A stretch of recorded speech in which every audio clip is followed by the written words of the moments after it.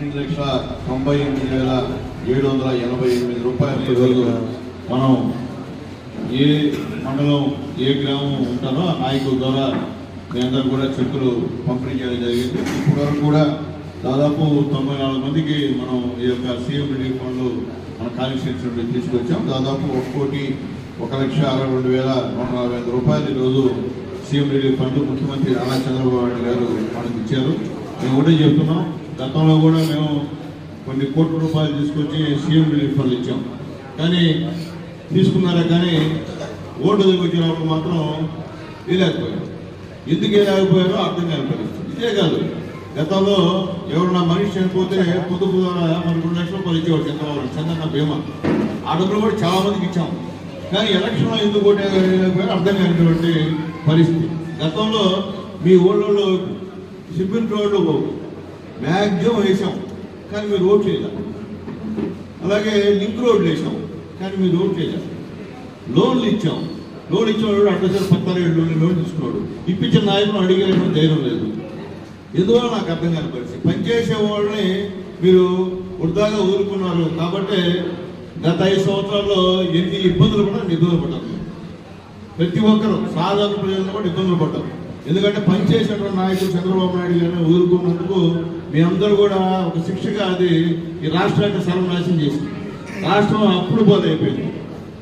మాట్లాడితే బెదిరింపులు కేసులు తప్ప ఇంకో పరిస్థితి లేదు. మీ గ్రామాల్లో ఒక తట్టడు మట్టైనా గత 5 సంవత్సరాల్లో జరిగిందని అడుగుతున్నాను. ఎక్కడ జరగకూడదు. అట్లాగే ఈ ఎమ్మెల్యే లాగా ఎవరు కూడా మీకు సీఎం రిలీఫ్ ఫండ్ తెచ్చుండ్రు. మా నాయకుల్లాగా మీకు ఎవరు అందుబాటులో ఉండే పరిస్థితి కూడా లేదు. ఈరోజు ఓడిపోయిన తర్వాత ఒక్కరైనా పత్తా కనిపిస్తున్నారా మీకు? మేము ఉన్నాం.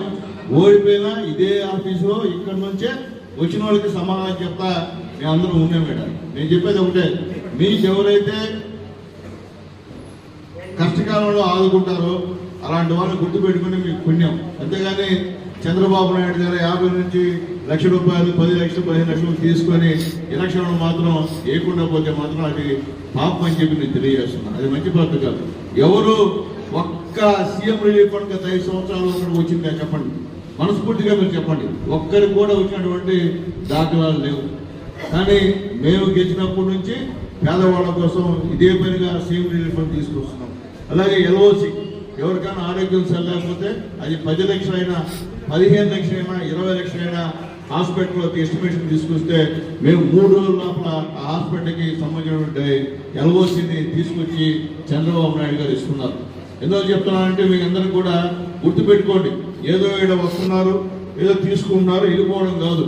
సునీల్ కుమార్ ఇప్పించినా, రమేష్ ఇప్పించినా, మన పులిసేన ఇప్పించినా, చంద్రరావు ఇప్పించినా, ఇజ్రాయల్ ఇప్పించినా అది ఇచ్చేది చంద్రబాబు నాయుడు గారు. అంతేగాని ఆ రోజు మనకి ఇప్పించింది ఇజ్రాయల్.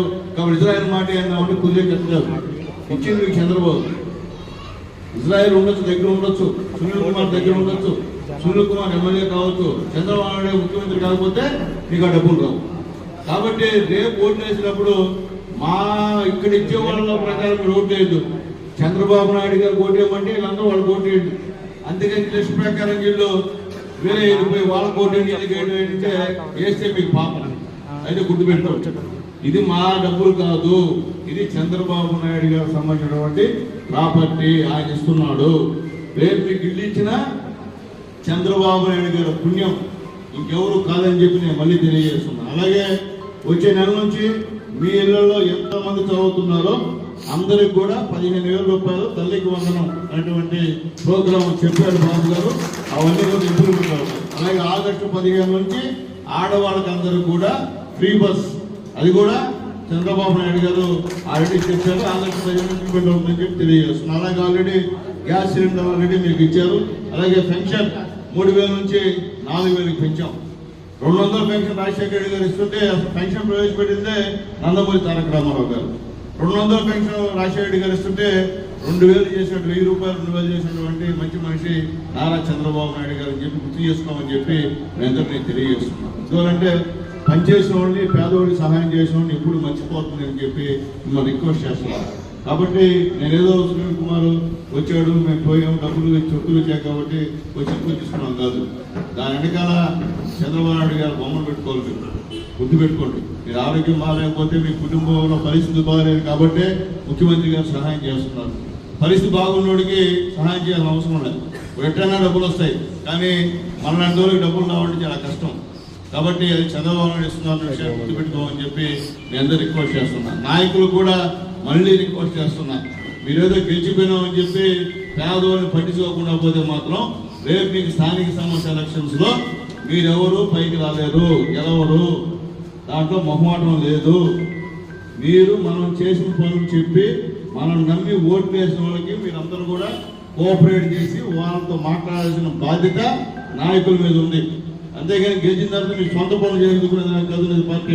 అదైతే గుర్తుపెట్టుకోమని చెప్పి లీడర్స్కి రిక్వెస్ట్ చేస్తున్నా.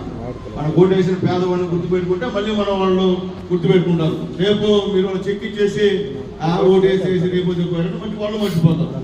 ఇప్పించిన వాళ్ళు మీరే చెప్పకపోతే ఇంకోళ్ళు గుర్తుండదు. కాబట్టి వేదిక మీద నాయకులందరికీ ఈ పక్కన నాయకులు తెలియజేస్తున్నా, మీరు ప్రజలతో బాగుండండి. ప్రజల కాడ నగ్లేడి చేస్తే చూశారు కదా, 155 సీట్లు వచ్చినాయన్నా ఏమైపోయాడా?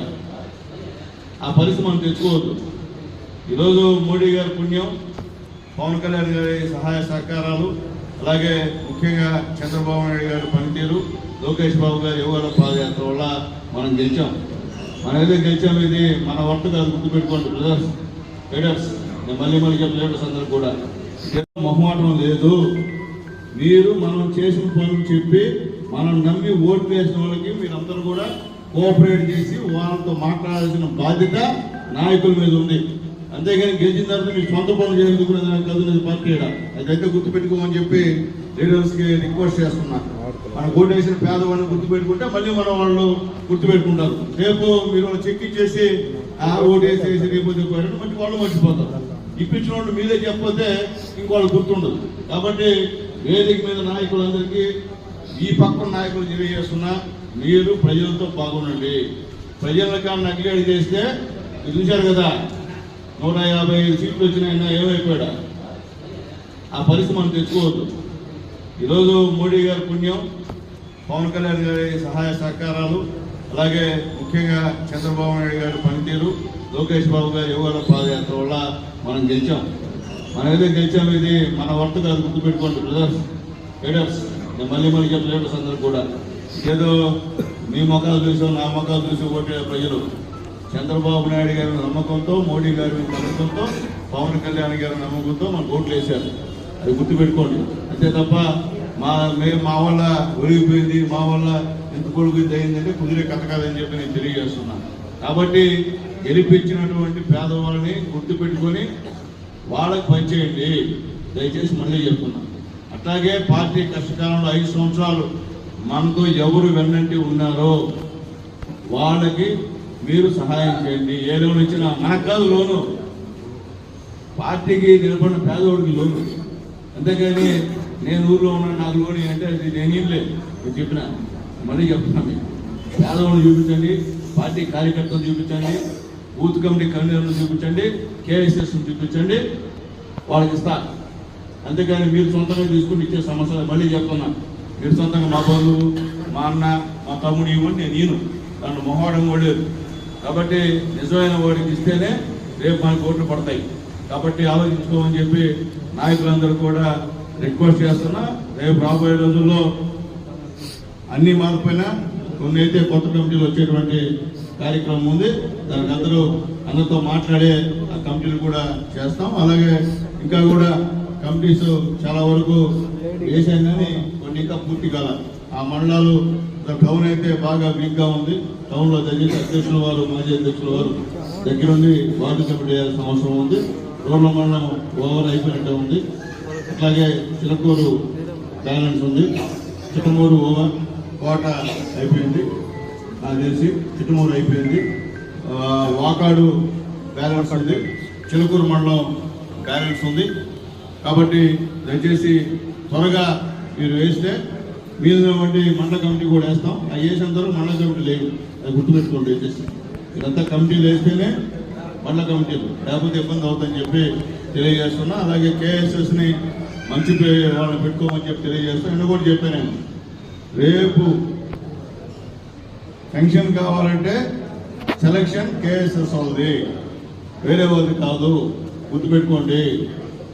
రేపు పట్టాలు పంచాలంటే దానికి సంబంధించినటువంటి బూత్ కమిటీ కన్వీనర్ది, వేరే వాళ్ళది కాదు. కాబట్టి వాళ్ళందరికీ తెలుగుదేశం పార్టీలో పూర్తి స్వేచ్ఛ అధికారాలు మా నాయకుడు నారా చంద్రబాబు ఇస్తున్నాం. ఎందుకంటే పేదవాళ్ళతో పనిచేస్తారు కాబట్టి, 60 మందికి ఇద్దరు కాబట్టి కేఎస్ఎస్ వాళ్ళకి పూర్తిగా తెలుసుండాలి ఆ 60 మంది గురించి. కాబట్టి ఏమైనా మనం సైకిల్ ఇస్తాం, కానీ సెలక్షన్ మాత్రం కేఎస్ఎస్ ఉంది. కాబట్టి దీన్ని అర్థం చేసుకోమని చెప్పి నాయకులకి తెలియజేస్తూ, మీరు అడగద్దు ఆయనకి ఇచ్చారైందా ఆయనకి ఇచ్చారైందా అంటే కేఎస్ఎస్ పెట్టాం ఆలోచించారు. మీరు పెట్టేసిన తర్వాత ఆయనకి ఇచ్చారు ఈయనకి ఇచ్చేది కుదరదు. కేఎస్ఎస్ చెప్పిందే ఎమ్మెల్యే వింటాడు, దాని రుణమాటు కొట్టేది. కాబట్టి అర్థం చేసుకోమని చెప్పి రిక్వెస్ట్ చేస్తున్నా. పార్టీ స్ట్రక్చర్ని ఇప్పటి నుంచి మనం సిస్టమేటిక్గా పెట్టుకుంటే రేపు స్థానిక సంస్థల ఎలక్షన్లో సునాయాసంగా ఇచ్చేదానికి అవకాశం ఉంటుంది. మనం లేకపోతే మనం కూడా కష్టపడాల్సిన అవసరం ఉంది. ఎందువల్లంటే రేపు ఒక 1 yearలో ఎలక్షన్స్ వస్తున్నాయి. ఎలక్షన్స్లో ఖచ్చితంగా సర్పంచ్ దగ్గర నుంచి ఎంపీటీసీ నుంచి జెడ్పీటీసీ వరకు మనం గెలవాలి. అంటే మున్సిపాలిటీ ఎలక్షన్స్ కూడా వస్తున్నాయి. మున్సిపాలిటీ ఎలక్షన్స్ కూడా గెలవాల్సిన అవసరం మన అందరికీ ఉంది. కాబట్టి మేము ఎప్పుడు గెలుస్తాం? చేసిన పని చెప్పుకుంటే గెలుస్తాం, ప్రజలతో బాగుంటే గెలుస్తాం. అట్లాకుండా మీ సొంత వాళ్ళ కోసం మీ సొంత పనులు చేసుకుంటే గెలవం. దాంట్లో రెండో మాట కూడా లేదు. చంద్రబాబు నాయుడు గారు అంటే ఇష్టం, కానీ మీరు జనాభాతో ప్రజలతో రాకపోతే మిమ్మల్ని చూసి ఓటేరు. చంద్రబాబు గారు ఇష్టం ఉన్నా ఈ స్థానిక సంస్థల ఎలక్షన్ వేరు. ఎమ్మెల్యే ఎంపీ ఎలక్షన్ అయితే చంద్రబాబు నాయుడు గారి బొమ్మ, మోడీ గారి బొమ్మ, పవన్ గారి బొమ్మ చెల్లుబాటు అవుతుంది. ఈ స్థానిక సంస్థల ఎలక్షన్స్లో మీ బొమ్మ సగం చెల్లుబాటు అవుతుంది. మీరు కన్నా పని చేయకపోతే మీకు వ్యతిరేకంగా ఓటు చేస్తారు, ఓడిపోతాం. అంత పని తెచ్చుకోవాలని చెప్పి నేను తెలియజేస్తున్నా. అట్లాగే నాయకులందరూ కూడా దాదాపు 900 ఉద్యోగాలకు ఇంటర్వ్యూ చేపడుతున్నాం. మనం మన ఆధ్వర్యంలో జరుగుతుంది. 5వ క్లాస్ చదివిన నుంచి డిగ్రీ, అలాగే ఎంబీఏ, బీటెక్ ఎవరు చదివినా వాళ్ళందరూ కూడా ఇంటర్వ్యూలకి అటెండ్ కావని చెప్పి మనం తెలియజేస్తున్నాం. వచ్చిన వాళ్ళందరూ కూడా అక్కడ భోజన సదుపాయం కూడా ఏర్పాటు చేసాం. ఉపయోగించుకోండి. ఉపయోగించుకోకుండా ఎలకాలం మళ్ళీ నాయకులు వచ్చి నా దగ్గరకు వచ్చి నాకు ఉద్యోగం, మా ఓడికి ఉద్యోగం అంటే కుదిరే కాదు. అవకాశం ఇచ్చారు, చాలా డబ్బులు ఎదుగుతున్నాయి ఆ కార్యక్రమానికి, అయినా పెడతా ఉన్నాం. ఎందువల్లంటే మనకి చేసిన యువత, ఎలక్షన్స్లో మనకి చేసిన యువత, పేద నిరుద్యోగ యువత ఉపయోగపడే ఉద్దేశంతో నేను పెడుతున్నా. గతంలో ఒక జాబ్ మేళ కూడా 5 సంవత్సరాలు జరపడా. నేను ఇంతకుముందు ఎమ్మెల్యే ఉన్నప్పుడు నేను జాబ్ మేళ పెట్టా. నేను మళ్ళీ ఇప్పుడు 3వ జాబ్ మేళ, 3 ఇది ఎక్కువ ఉద్యోగాలు. కాబట్టి అర్థం చేసుకోమని చెప్పి మా నాయకులందరికీ రిక్వెస్ట్ చేస్తున్నాను. మరి టైం అయితే వచ్చి ఎమ్మెల్యే గారు చేయమని ఏం చేయలేదు. కాబట్టి పంపించండి. చదువుకున్న వాళ్ళు చాలా మంది ఉన్నారు, ఇంటర్వ్యూకి అటెండ్ కమ్మని చెప్పండి. అక్కడ ఇంటర్వ్యూ చేసి వాళ్ళందరూ కూడా ఉద్యోగాలు ఇచ్చే పరిస్థితి చేస్తారని నేను తెలియజేస్తాను.